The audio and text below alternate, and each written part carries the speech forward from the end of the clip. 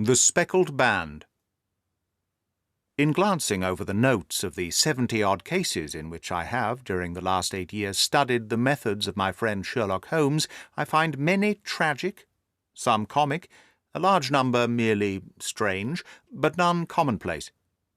For working as he did rather for the love of his art than for the acquirement of wealth, he refused to associate himself with any investigation which did not tend towards the unusual, and even the fantastic.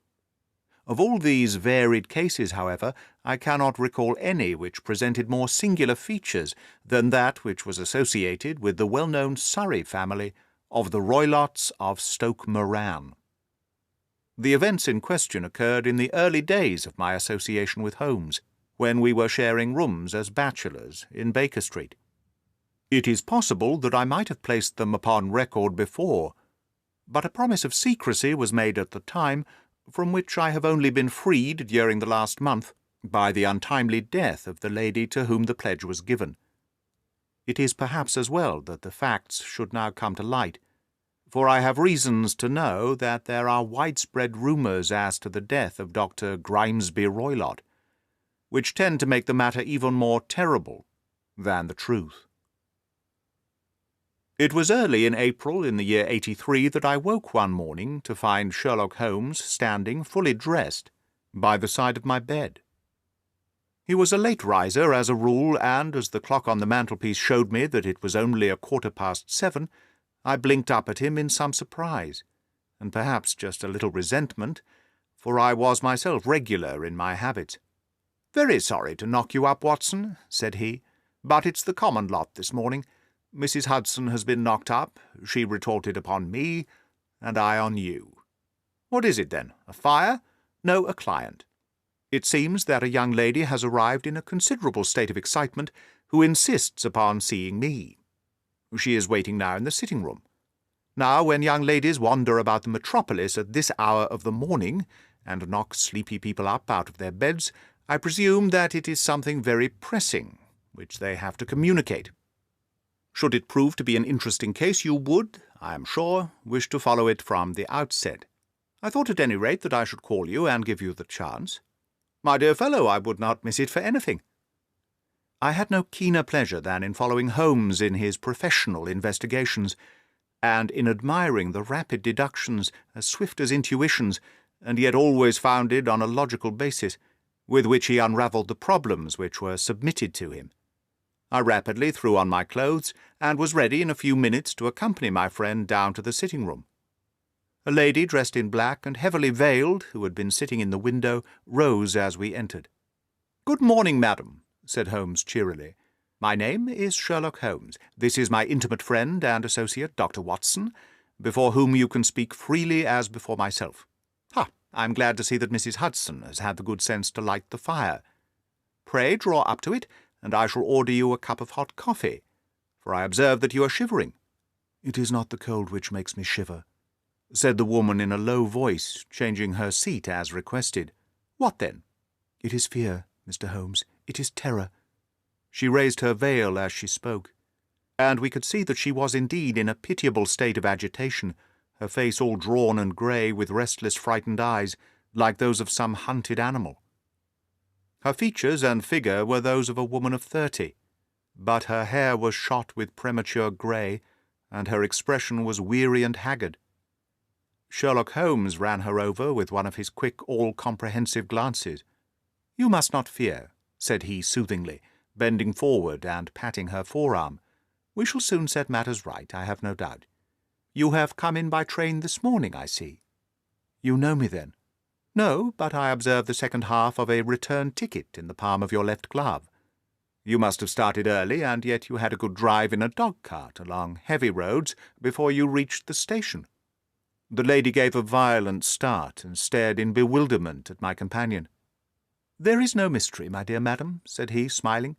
"The left arm of your jacket is spattered with mud in no less than 7 places. The marks are perfectly fresh. There is no vehicle save a dog-cart which throws up mud in that way, and then only when you sit on the left-hand side of the driver."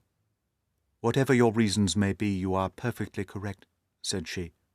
"I started from home before 6, reached Leatherhead at 20 past, and came in by the first train to Waterloo. Sir, I can stand this strain no longer. I shall go mad if it continues. I have no one to turn to, none, save only one who cares for me, and he, poor fellow, can be of little aid.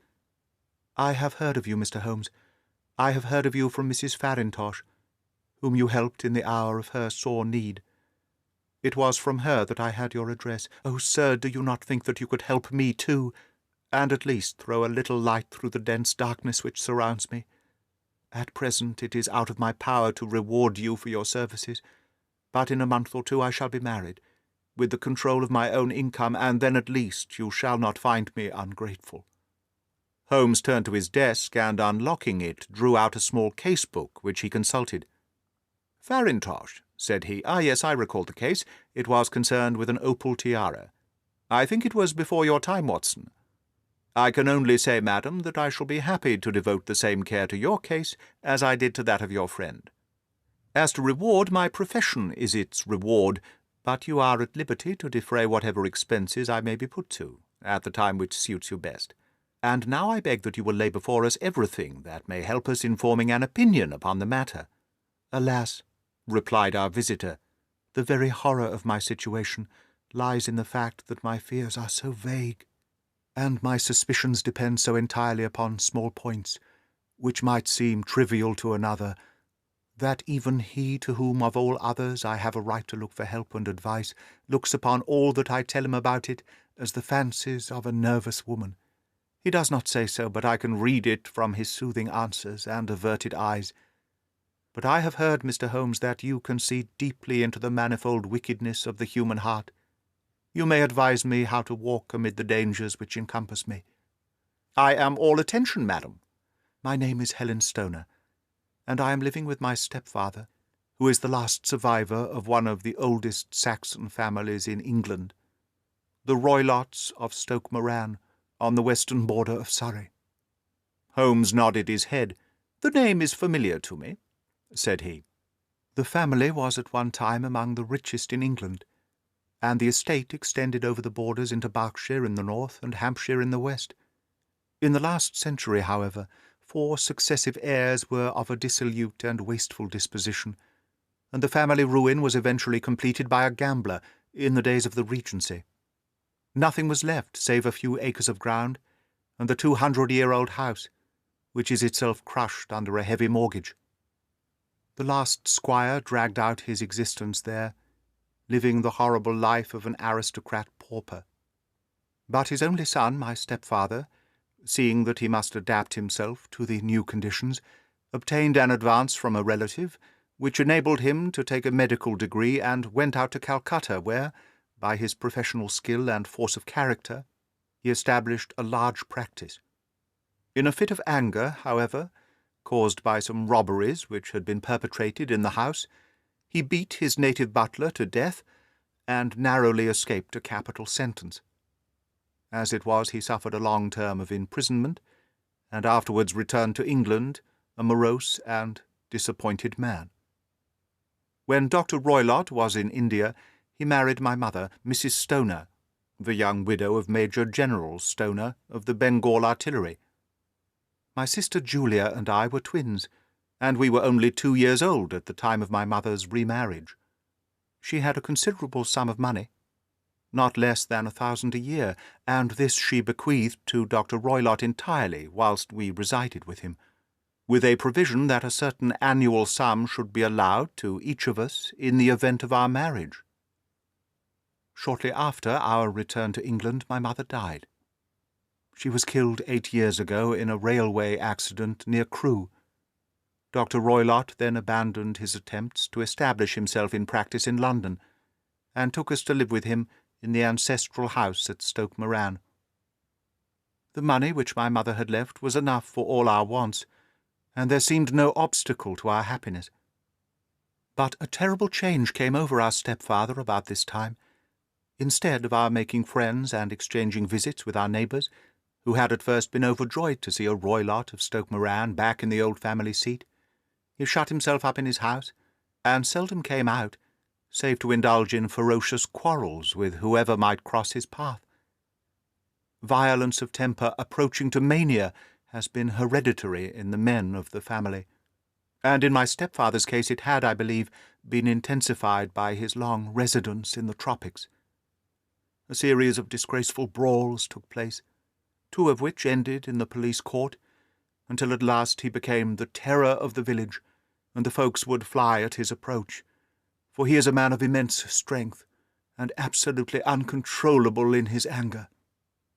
Last week he hurled the local blacksmith over a parapet into a stream, and it was only by paying over all the money that I could gather that I was able to avert another public exposure.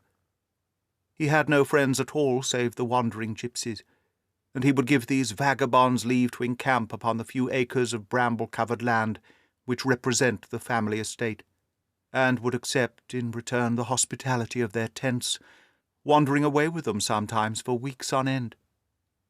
He has a passion also for Indian animals, which are sent over to him by a correspondent, and he has at this moment a cheetah and a baboon, which wander freely over his grounds, and are feared by the villagers almost as much as their master.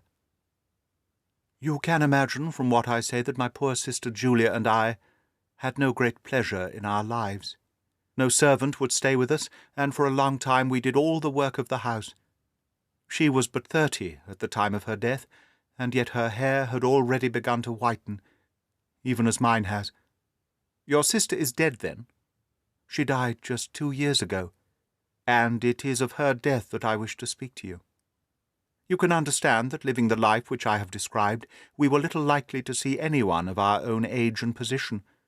We had, however, an aunt, my mother's maiden sister, Miss Honoria Westphale, who lives near Harrow, and we were occasionally allowed to pay short visits at this lady's house. Julia went there at Christmas 2 years ago, and met there a half-pay Major of Marines, to whom she became engaged. My stepfather learnt of the engagement when my sister returned, and offered no objection to the marriage.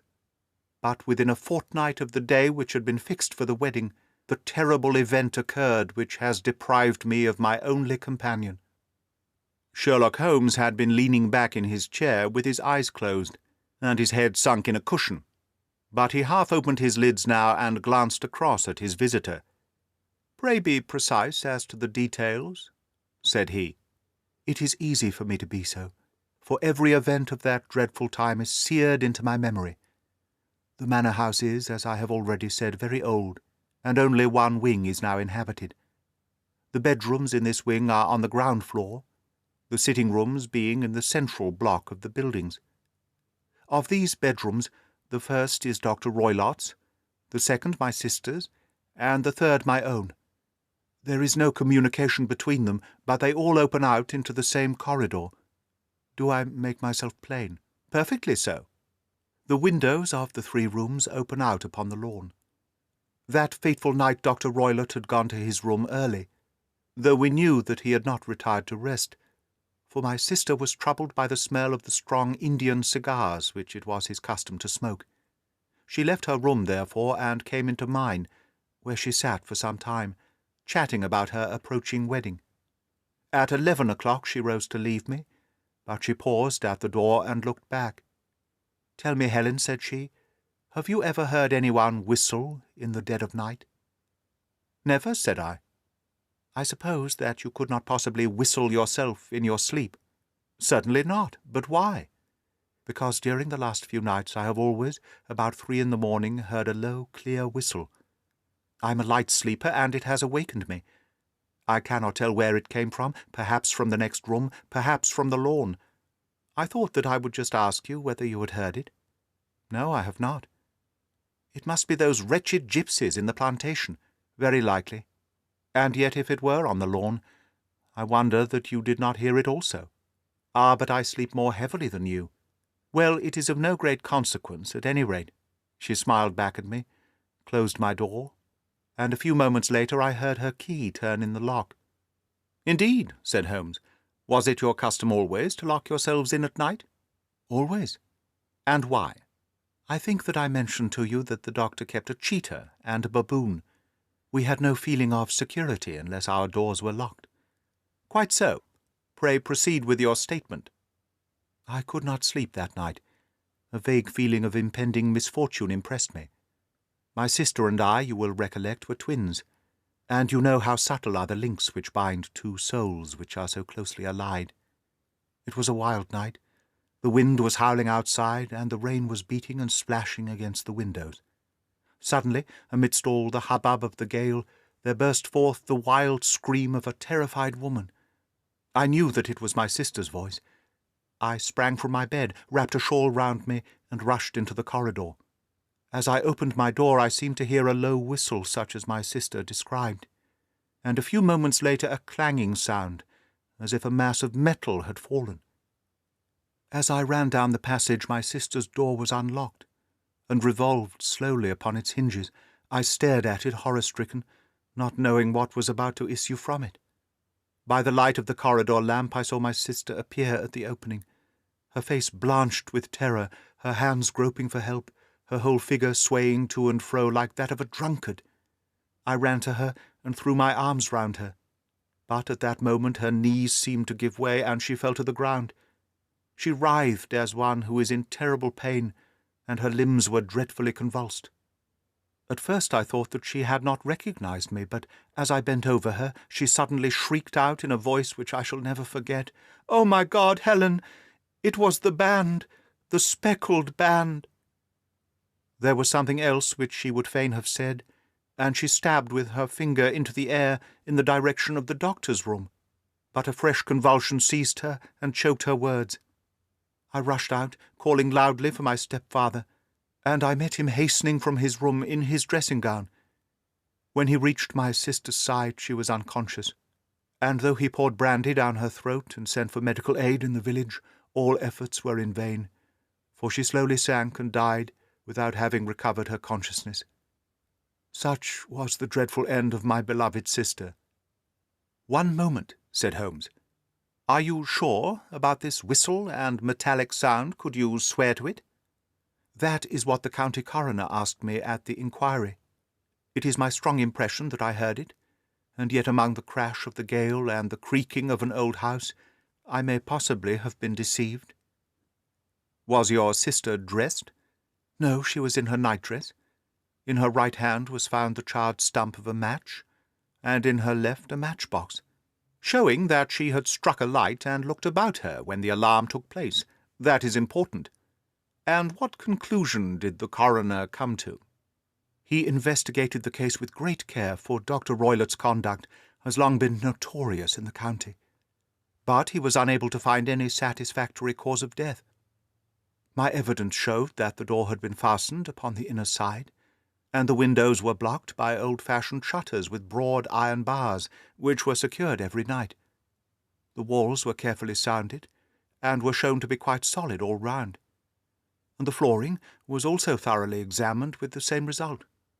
The chimney is wide, but is barred up by 4 large staples. It is certain, therefore, that my sister was quite alone when she met her end. Besides, there were no marks of any violence upon her." "How about poison?" "The doctors examined her for it, but without success." "What do you think that this unfortunate lady died of, then?" "It is my belief that she died of pure fear and nervous shock, though what it was which frightened her I cannot imagine." "Were there gipsies in the plantation at the time?" "Yes, there are nearly always some there." "Ah, and what did you gather from this allusion to a band? A speckled band?" "Sometimes I have thought that it was merely the wild talk of delirium, sometimes that it may have referred to some band of people, perhaps to these very gipsies in the plantation. I do not know whether these spotted handkerchiefs which so many of them wear over their heads might have suggested the strange adjective which she used."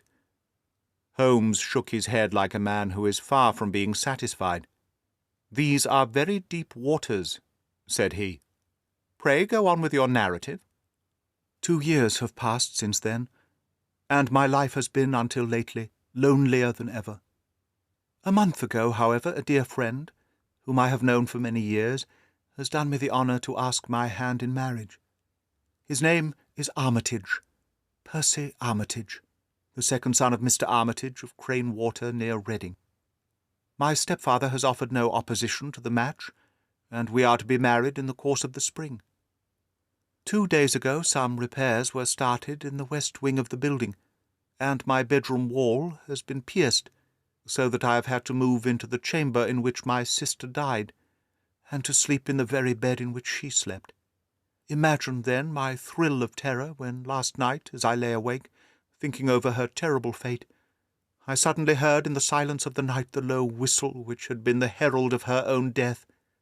I sprang up and lit the lamp, but nothing was to be seen in the room. I was too shaken to go to bed again, however, so I dressed, and as soon as it was daylight I slipped down, got a dog-cart at the Crown Inn, which is opposite, and drove to Leatherhead, from whence I have come on this morning, with the one object of seeing you and asking your advice." "You have done wisely," said my friend. "But have you told me all?" "Yes, all." "Miss Roylott, you have not. You are screening your stepfather." "Why, what do you mean?" For answer, Holmes pushed back the frill of black lace which fringed the hand that lay upon our visitor's knee. 5 little livid spots, the marks of 4 fingers and a thumb, were printed upon the white wrist. "You have been cruelly used," said Holmes. The lady coloured deeply and covered over her injured wrist. "He is a hard man," she said, "and perhaps he hardly knows his own strength." There was a long silence, during which Holmes leaned his chin upon his hands and stared into the crackling fire. "This is a very deep business," he said at last. "There are 1,000 details which I should desire to know before I decide upon our course of action. Yet we have not a moment to lose. If we were to come to Stoke Moran today, would it be possible for us to see over these rooms without the knowledge of your stepfather? As it happens, he spoke of coming into town today upon some most important business. It is probable that he will be away all day, and that there would be nothing to disturb you. We have a housekeeper now, but she is old and foolish, and I could easily get her out of the way." "Excellent. You are not averse to this trip, Watson?" "By no means. Then we shall both come. What are you going to do yourself?" "I have 1 or 2 things which I would wish to do now that I am in town, but I shall return by the 12 o'clock train, so as to be there in time for your coming." "And you may expect us early in the afternoon. I have myself some small business matters to attend to." "Will you not wait and breakfast?" "No, I must go. My heart is lightened already since I have confided my trouble to you. I shall look forward to seeing you again this afternoon." She dropped her thick black veil over her face and glided from the room.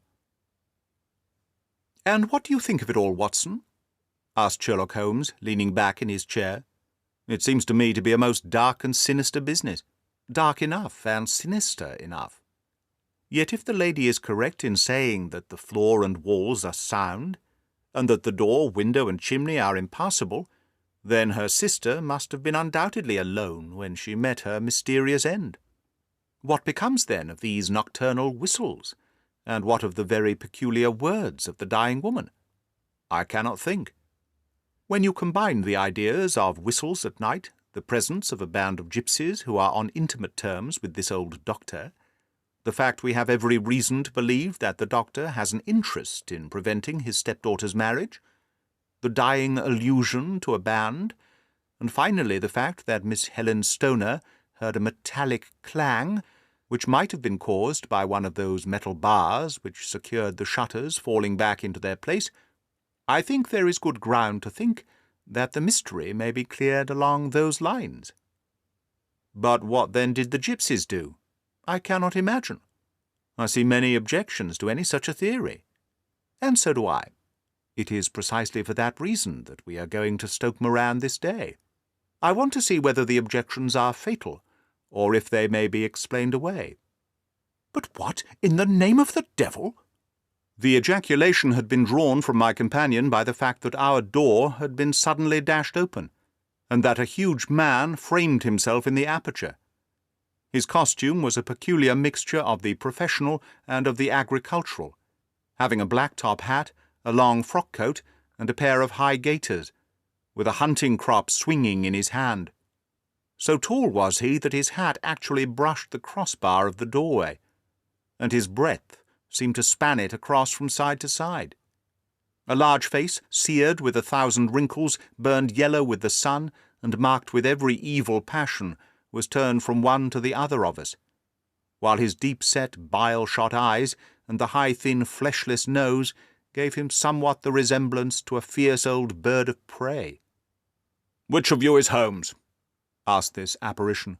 "My name, sir, but you have the advantage of me," said my companion quietly. "I am Dr. Grimesby Roylott of Stoke Moran." "Indeed, doctor," said Holmes blandly. "Pray take a seat." "I will do nothing of the kind. My stepdaughter has been here. I have traced her.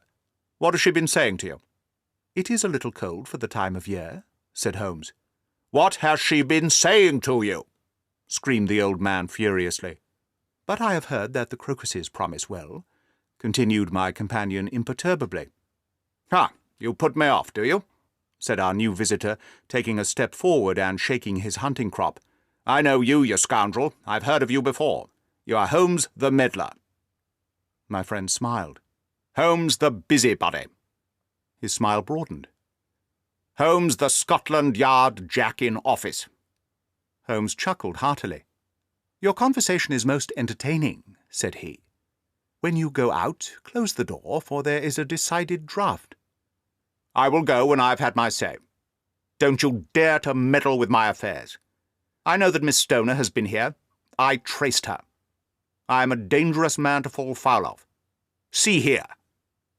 He stepped swiftly forward, seized the poker, and bent it into a curve with his huge brown hands. "See that you keep yourself out of my grip," he snarled, and hurling the twisted poker into the fireplace, he strode out of the room. "He seems a very amiable person," said Holmes, laughing. "I am not quite so bulky, but if he had remained I might have shown him that my grip was not much more feeble than his own."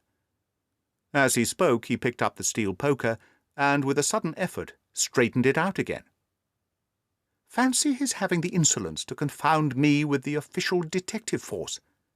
This incident gives zest to our investigation, however, and I only trust that our little friend will not suffer from her imprudence in allowing this brute to trace her. And now, Watson, we shall order breakfast, and afterwards I shall walk down to Doctors' Commons, where I hope to get some data which may help us in this matter." It was nearly 1 o'clock when Sherlock Holmes returned from his excursion. He held in his hand a sheet of blue paper, scrawled over with notes and figures. "I have seen the will of the deceased wife," said he. "To determine its exact meaning, I have been obliged to work out the present prices of the investments with which it is concerned. The total income, which at the time of the wife's death was little short of £1,100, is now, through the fall in agricultural prices, not more than £750.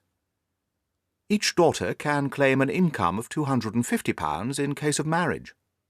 It is evident, therefore, that if both girls had married, this beauty would have had a mere pittance, while even one of them would cripple him to a serious extent. My morning's work has not been wasted, since it has proved that he has the very strongest motives for standing in the way of anything of the sort. And now, Watson, this is too serious for dawdling, especially as the old man is aware that we are interesting ourselves in his affairs. So, if you are ready, we shall call a cab and drive to Waterloo. I should be very much obliged if you would slip your revolver into your pocket. An Ely's No. 2 is an excellent argument with gentlemen who can twist steel pokers into knots. That and a toothbrush are, I think, all that we need." At Waterloo we were fortunate in catching a train for Leatherhead, where we hired a trap at the station inn, and drove for 4 or 5 miles through the lovely Surrey lanes. It was a perfect day, with a bright sun and a few fleecy clouds in the heaven. The trees and wayside hedges were just throwing out their green shoots, and the air was full of the pleasant smell of the moist earth. To me, at least, there was a strange contrast between the sweet promise of the spring and this sinister quest upon which we were engaged. My companion sat in the front of the trap, his arms folded, his hat pulled down over his eyes, and his chin sunk upon his breast, buried in the deepest thought. Suddenly, however, he started, tapped me on the shoulder, and pointed over the meadows. "Look there," said he. A heavy timbered park stretched up in a gentle slope. thickened into a grove at the highest point. From amidst the branches there jutted out the grey gables and high roof-tree of a very old mansion. "Stoke Moran?" said he. "Yes, sir, that be the house of Dr. Grimesby Roylott," remarked the driver. "There is some building going on over there," said Holmes. "That is where we are going." "There's the village," said the driver, pointing to a cluster of roofs some distance to the left. "But if you want to get to the house, you'll find it shorter to go over this stile, and so by the footpath over the fields. There it is, where the lady is walking." "And the lady, I fancy, is Miss Stoner," observed Holmes, shading his eyes. "Yes, I think we had better do as you suggest." We got off, paid our fare, and the trap rattled back on its way to Leatherhead. "I thought it as well," said Holmes as we climbed the stile, "that this fellow should think we had come here as architects or on some definite business. It may stop his gossip. Good afternoon, Miss Stoner. You see that we have been as good as our word." Our client of the morning had hurried forward to meet us, with a face which spoke her joy. "I have been waiting so eagerly for you," she cried, shaking hands with us warmly. "All has turned out splendidly. Dr. Roylott has gone to town, and it is unlikely that he will be back before evening." "We have had the pleasure of making the doctor's acquaintance," said Holmes, and in a few words he sketched out what had occurred. Miss Stoner turned white to the lips as she listened. "Good heavens!" she cried. "He has followed me, then?" "So it appears." "He is so cunning that I never know when I am safe from him. What will he say when he returns?" "He must guard himself, for he may find that there is someone more cunning than himself upon his track. You must lock yourself from him tonight. If he is violent, we shall take you away to your aunt's at Harrow.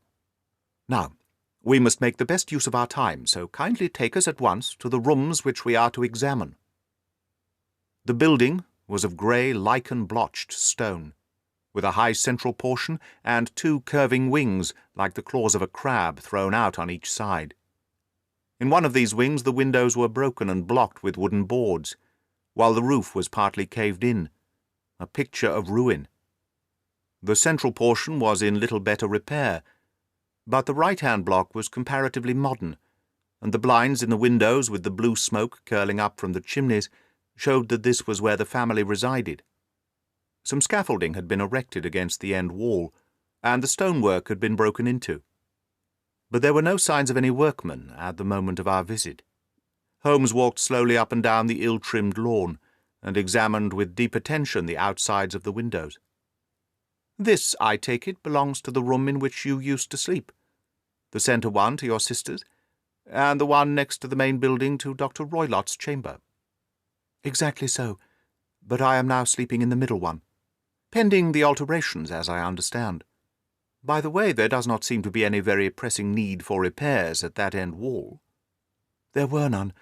I believe that it was an excuse to move me from my room." "Ah, that is suggestive. Now, on the other side of this narrow wing runs the corridor from which these three rooms open. There are windows in it, of course?" "Yes, but very small ones, too narrow for anyone to pass through. As you both locked your doors at night, your rooms were unapproachable from that side. Now, would you have the kindness to go into your room and to bar your shutters?"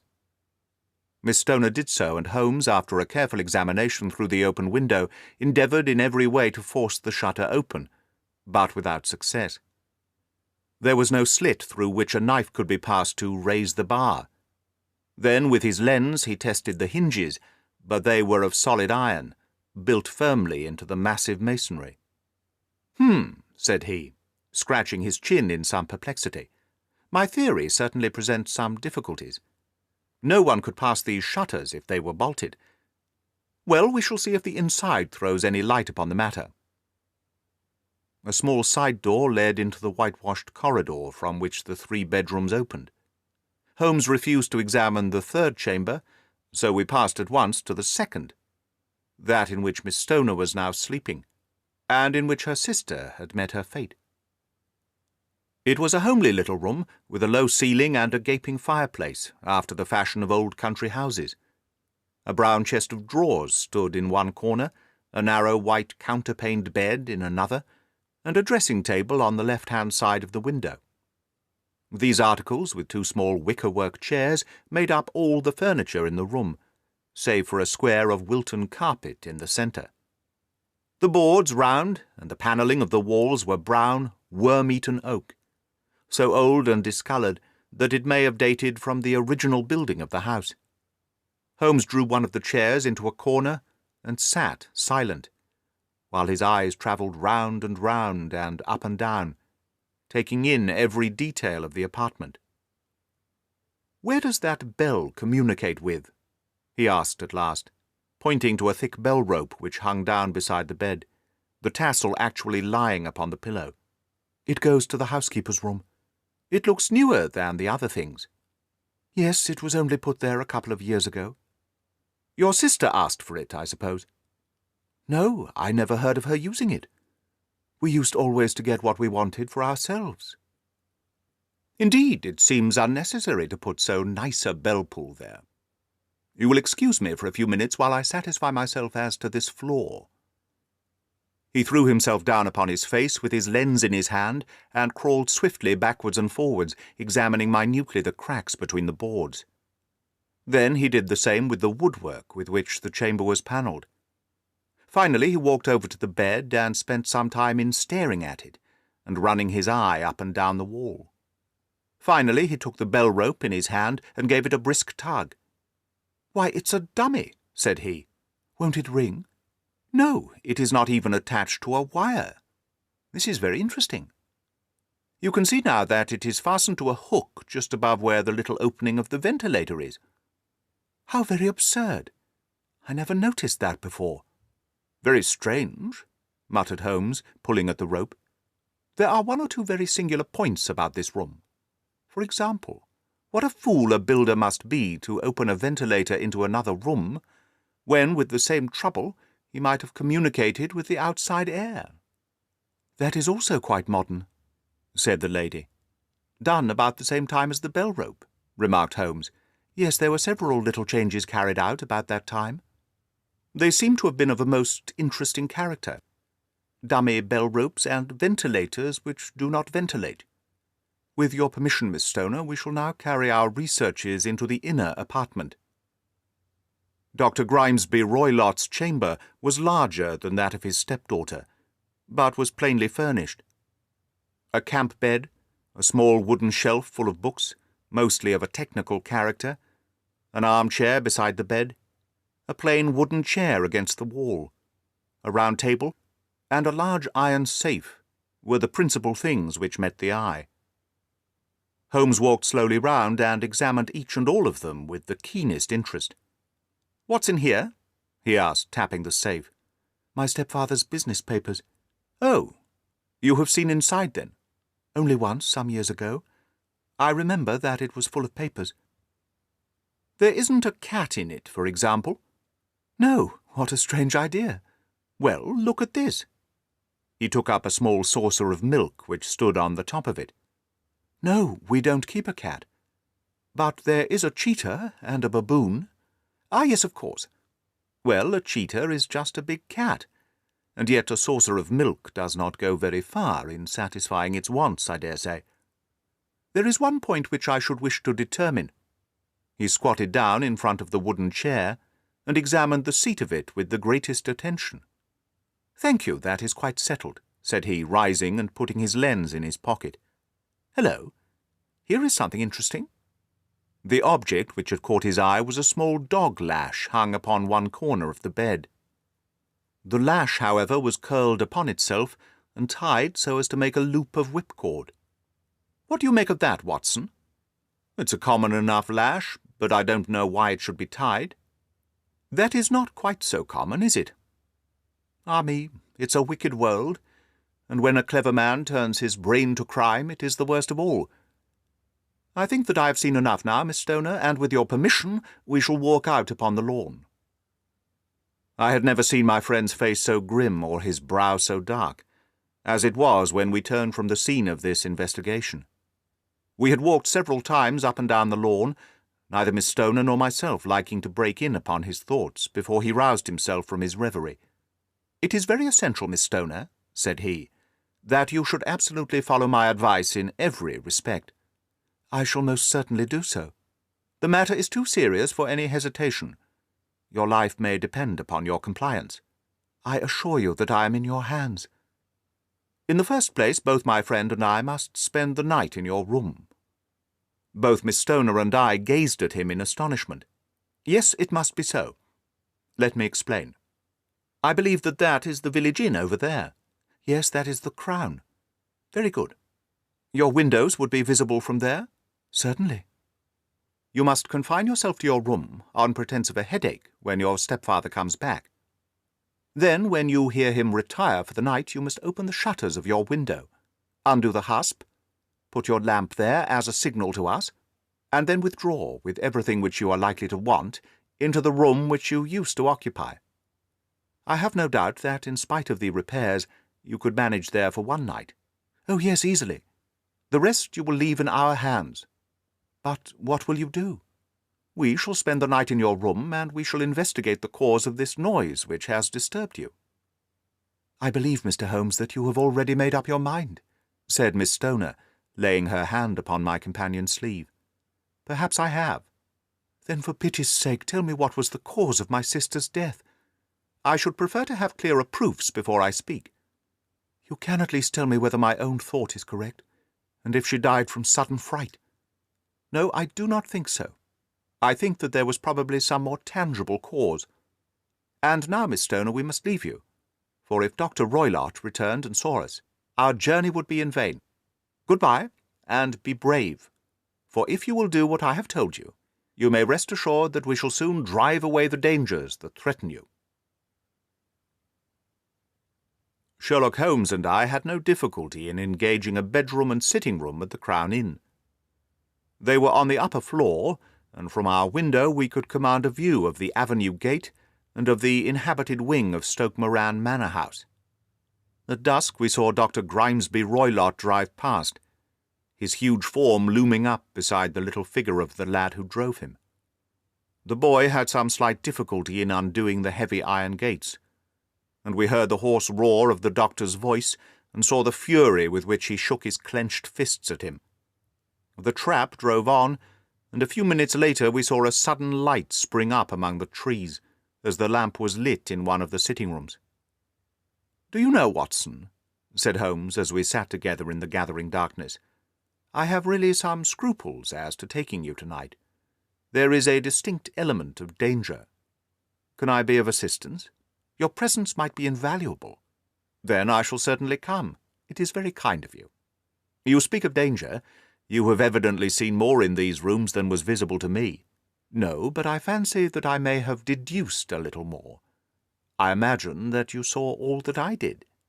I saw nothing remarkable save the bell-rope, and what purpose that could answer, I confess, is more than I can imagine. You saw the ventilator too, yes, but I do not think that it is a very unusual thing to have a small opening between two rooms. It was so small that a rat could hardly pass through. I knew that we should find a ventilator before ever we came to Stoke Moran. My dear Holmes! Oh, yes, I did. You remember, in her statement, she said that her sister could smell Dr. Roylott's cigar. Now, of course, that suggests at once that there must be a communication between the two rooms. It could only be a small one, or it would have been remarked upon at the coroner's inquiry. I deduced a ventilator. But what harm can there be in that? Well, there is at least a curious coincidence of dates. A ventilator is made, a cord is hung, and a lady who sleeps in the bed dies. Does not that strike you? I cannot as yet see any connection. Did you observe anything very peculiar about that bed? No. It was clamped to the floor. Did you ever see a bed fastened like that before? I cannot say that I have. The lady could not move her bed. It must always be in the same relative position to the ventilator and to the rope, for so we may call it, since it was clearly never meant for a bell-pull. Holmes, I cried, I seem to see dimly what you are hitting at. We are only just in time to prevent some subtle and horrible crime. Subtle enough and horrible enough. When a doctor does go wrong, he is the first of criminals. He has nerve and he has knowledge. Palmer and Pritchard were among the heads of their profession. This man strikes even deeper, but I think, Watson, that we shall be able to strike even deeper still. But we shall have horrors enough before the night is over. For goodness' sake, let us have a quiet pipe and turn our minds for a few hours to something more cheerful. About 9 o'clock the light among the trees was extinguished, and all was dark in the direction of the manor house. 2 hours passed slowly away, and then suddenly, just at the stroke of 11, a single bright light shone out right in front of us. "That is our signal," said Holmes, springing to his feet. "It comes from the middle window." As we passed out, he exchanged a few words with the landlord, explaining that we were going on a late visit to an acquaintance, and that it was possible that we might spend the night there. A moment later we were out on the dark road, a chill wind blowing in our faces, and one yellow light twinkling in front of us through the gloom to guide us on our sombre errand. There was little difficulty in entering the grounds, for unrepaired breaches gaped in the old park wall. Making our way among the trees, we reached the lawn, crossed it, and were about to enter through the window, when out from a clump of laurel bushes there darted what seemed to be a hideous and distorted child, who threw itself on the grass with writhing limbs, and then ran swiftly across the lawn into the darkness. "My God!" I whispered. "Did you see it?" Holmes was for a minute as startled as I. His hand closed like a vice upon my wrist in his agitation. Then he broke into a low laugh and put his lips to my ear. "It is a nice household," he murmured. "That is the baboon." I had forgotten the strange pets which the doctor affected. There was a cheetah, too. Perhaps we might find it upon our shoulders at any moment. I confess that I felt easier in my mind when, after following Holmes's example and slipping off my shoes, I found myself inside the bedroom. My companion noiselessly closed the shutters, moved the lamp onto the table, and cast his eyes round the room. All was as we had seen it in the daytime. Then, creeping up to me and making a trumpet of his hand, he whispered into my ear again so gently that it was all that I could do to distinguish the words. "The least sound would be fatal to our plans." I nodded to show that I had heard. "We must sit without a light. He would see it through the ventilator." I nodded again. "Do not go to sleep. Your very life may depend upon it. Have your pistol ready in case we should need it. I will sit on the side of the bed, and you in the chair." I took out my revolver and laid it on the corner of the table. Holmes had brought up a long, thin cane, and this he placed upon the bed beside him. By it he laid the box of matches and the stump of a candle. Then he turned down the lamp, and we were left in darkness. How shall I ever forget that dreadful vigil? I could not hear a sound, not even the drawing of a breath, and yet I knew that my companion sat open-eyed, within a few feet of me, in the same state of nervous tension in which I was myself. The shutters cut off the least ray of light, and we waited in absolute darkness. From outside came the occasional cry of a night-bird, and once, at our very window, a long-drawn, cat-like whine, which told us that the cheetah was indeed at liberty. Far away we could hear the deep tones of the parish clock, which boomed out every quarter of an hour. How long they seemed, those quarters! 12 o'clock, and 1, and 2, and 3, and still we sat waiting silently for whatever might befall.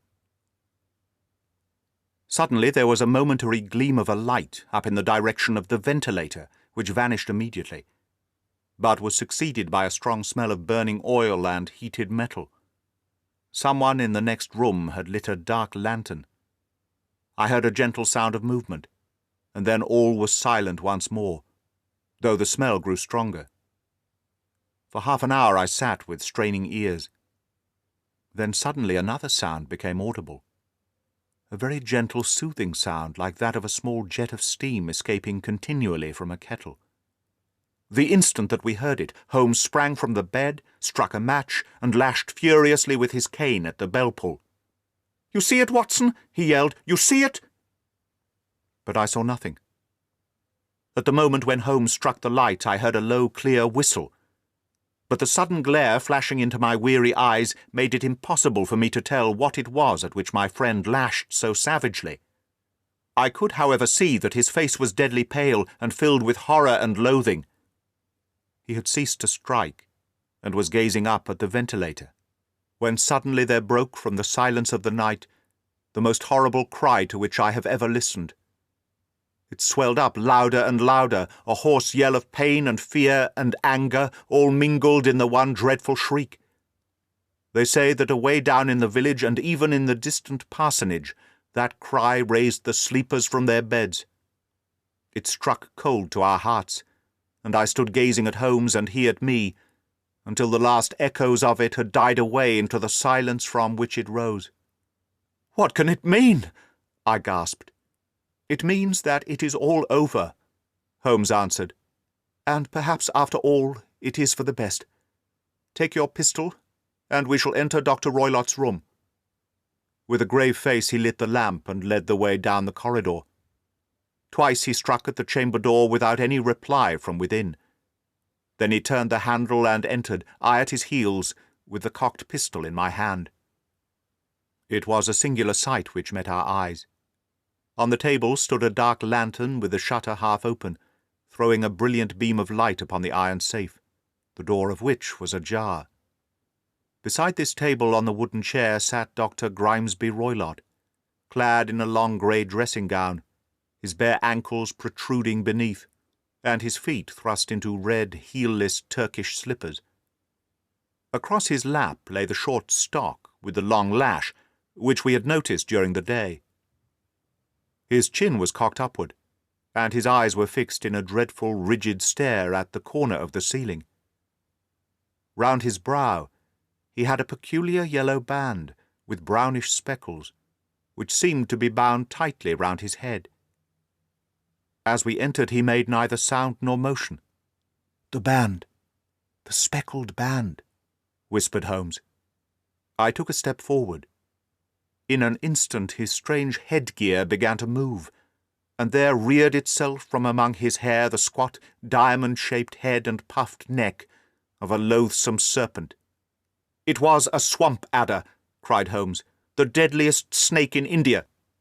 He has died within 10 seconds of being bitten. Violence does in truth recoil upon the violent, and the schemer falls into the pit which he digs for another. Let us thrust this creature back into its den, and we can then remove Miss Stoner to some place of shelter, and let the county police know what has happened." As he spoke he drew the dog-whip swiftly from the dead man's lap, and throwing the noose round the reptile's neck, he drew it from its horrid perch, and, carrying it at arm's length, threw it into the iron safe, which he closed upon it.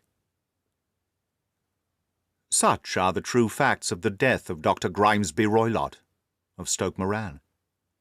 It is not necessary that I should prolong a narrative which has already run to too great a length, by telling how we broke the sad news to the terrified girl, how we conveyed her by the morning train to the care of her good aunt at Harrow, of how the slow process of official inquiry came to the conclusion that the doctor met his fate while indiscreetly playing with a dangerous pet. The little which I had yet to learn of the case was told me by Sherlock Holmes as we travelled back next day. "I had," said he, "come to an entirely erroneous conclusion, which shows, my dear Watson, how dangerous it always is to reason from insufficient data. The presence of the gipsies, and the use of the word band, which was used by the poor girl, no doubt, to explain the appearance which she had caught a horrid glimpse of by the light of her match, were sufficient to put me upon an entirely wrong scent. I can only claim the merit that I instantly reconsidered my position when, however, it became clear to me that whatever danger threatened an occupant of the room could not come either from the window or the door. My attention was speedily drawn, as I have already remarked to you, to this ventilator and to the bell-rope which hung down to the bed.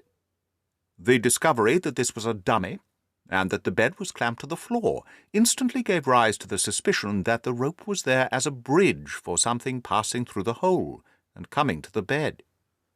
The idea of a snake instantly occurred to me, and when I coupled it with my knowledge that the doctor was furnished with a supply of creatures from India, I felt that I was probably on the right track. The idea of using a form of poison which could not possibly be discovered by any chemical test was just such a one as would occur to a clever and ruthless man who had had an Eastern training.